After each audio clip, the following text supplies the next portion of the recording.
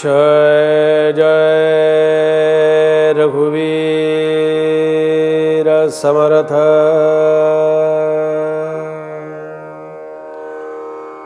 श्री राम जय राम जय जय राम। श्री राम जय राम जय जय राम। श्री राम जय राम जय जय राम।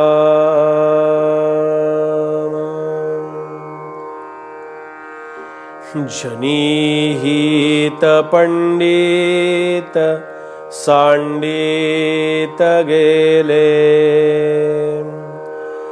अहंता गुणे ब्रह्म राक्षस झाले।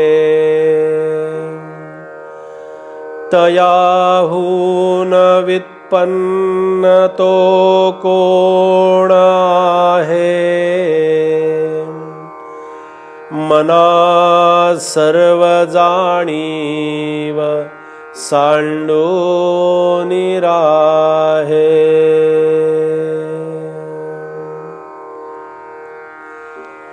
समर्थांच्या मनोबोधाचं चिंतन आपलं सुरू आहे। समर्थांनी या श्लोकामध्ये खूप छान अशा प्रकारचा उपदेश केला। हा उपदेश करत असताना समर्थांनी भक्ती मार्गाचं आणि परमार्थ मार्गाचं विवरण आपल्या समोर ठेवलेलं आहे। त्याचं वैशिष्ट्य आपल्या समोर ठेवलेलं आहे की परमार्थ, अध्यात्म आणि हे सगळं चांगलं सुरळीत जीवन जगण्यासाठी जे करावं लागतं, परमार्थाची फार मोठी व्याप्ती आहे, अध्यात्माची व्याप्ती खूप मोठी आहे। आपल्याला अध्यात्म आणि परमार्थ हे विषय आपल्यासमोर आले की आपल्याला असं वाटतं की अरे आपला या विषयाशी काही संबंध नाही। असं होत नाही, असं कधी घडत नाही। अध्यात्म आणि परमार्थाशिवाय माणूस माणूस म्हणून राहूच शकत नाही।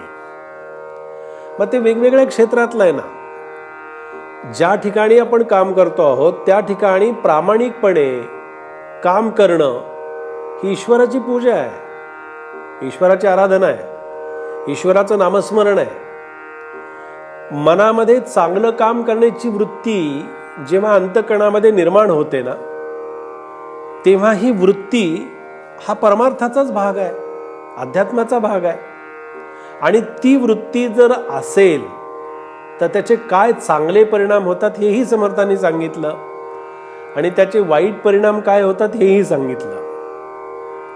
फार सुंदर उपदेश समर्थ करतात की एकदा भगवंताची खरी आवड आपल्याला लागली ना मनापासून, आता पुन्हा तोच विषय येतो, भगवंत म्हणजे नेमकं काय?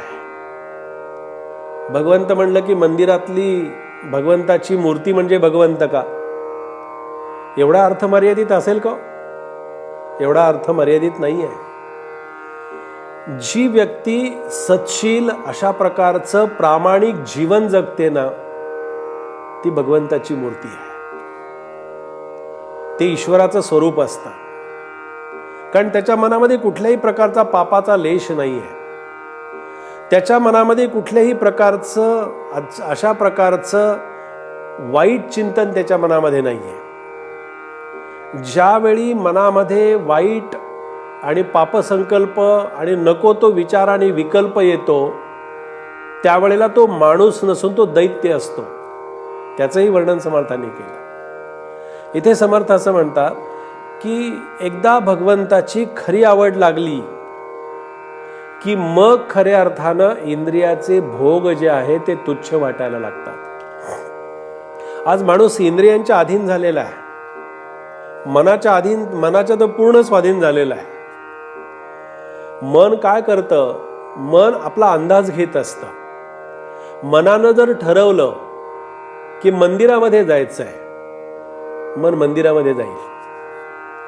पण मनानं ठरवलं मंदिरात जायचं नाही, तिकडे वेगळ्या मार्गाने जायचं आहे, ते वेगळ्या मार्गाने जाईल।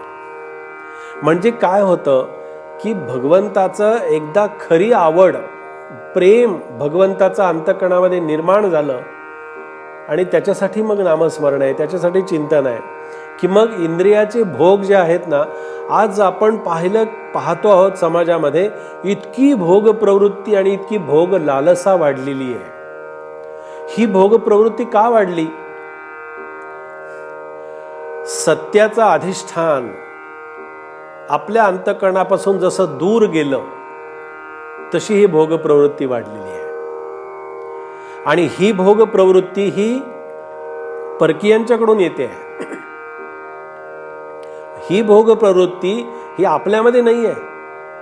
ही भोग प्रवृत्ती आपल्यावरती कुणीतरी लादतंय, आपल्यावरती कुणीतरी ती बसवतंय, आपल्यापासून कुणीतरी ते त्या प्रकारचं आपल्याकडून ते कार्य करून घेत आहे.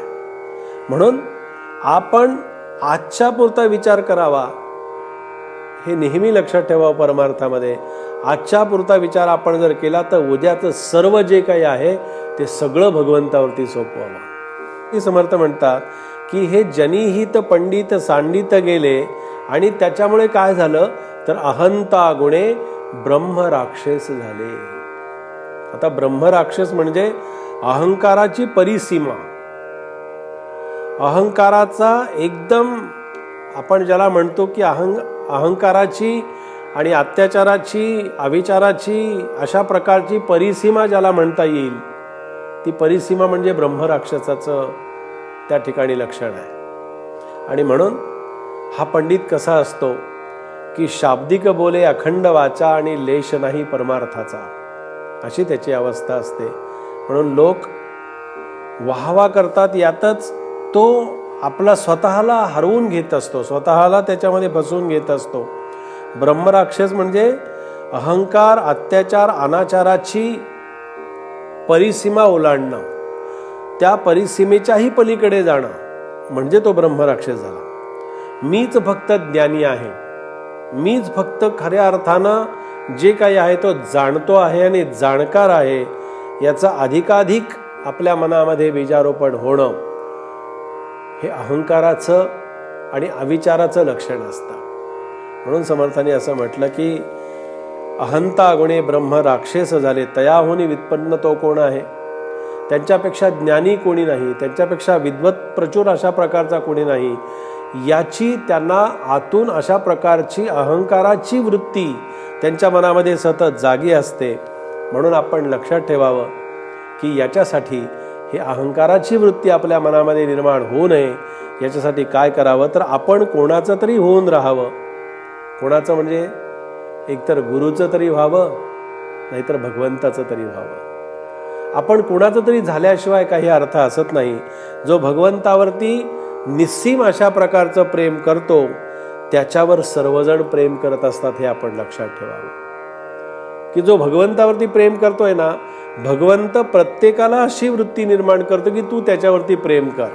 म्हणून संत दसरा आणत असतात आणि दिवाळी ही त्याच्या पाठोपाठ येत असते.